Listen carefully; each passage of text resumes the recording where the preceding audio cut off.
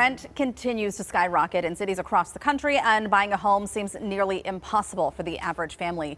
The housing market has been turning their attention to co-living to save money and find a sense of community as well. Michael Glass, the director of the Urban Studies program at Pitt, is here to talk about this growing interest in communal spaces. I'm so glad you're here to talk about this. Thanks for having me. So we'll just start at the very basics. What is co-living and communal living? Co-living and communal living are different ideas about how to occupy a dwelling. If we look historically, there have been different trends that have come up over time about how people want to live and occupy space in a city. And this is really coming back to an older idea where people could support one another and also save some money by occupying a shared structure, living separate household lives, but still in a way that made sense for them. So is it one structure? Because in a way that might just sound like an apartment building. Right.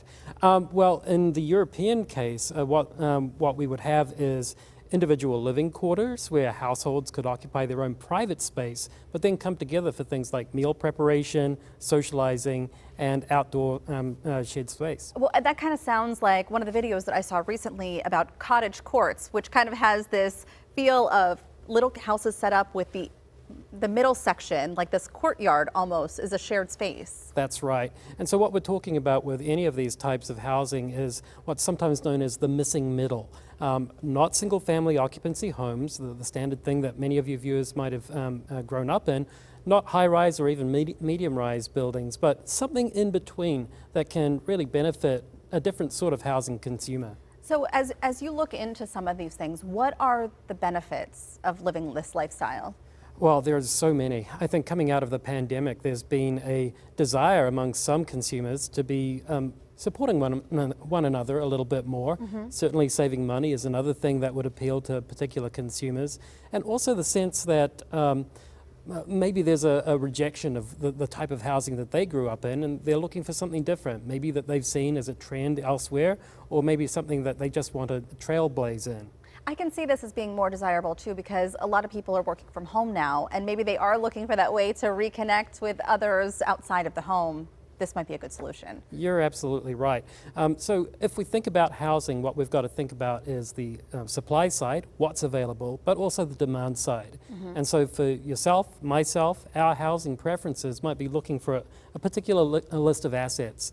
And if they're not available in the things that are otherwise available, you're going to be stuck. So it's really great to see these sorts of things emerge. Do you know, is this even allowed in Pittsburgh? Are there rules set up for this type of lifestyle, living style?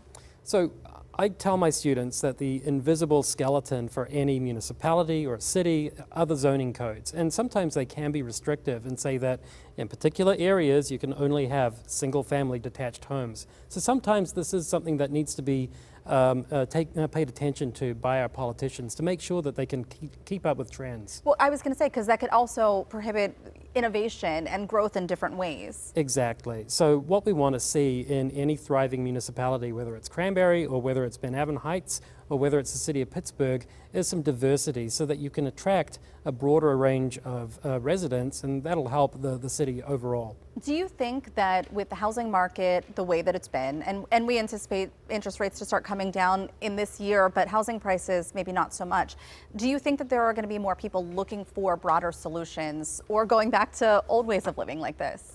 I think that people are always looking, and if you can't see yourself in the housing that's available in a particular city, that might lead to out-migration as they look for that sort of housing choice elsewhere. The other thing to consider is sustainability and utility prices and other things. If you're in a drafty Pittsburgh home, maybe looking for something that's a little bit more compact and modern is going to be the right choice for you.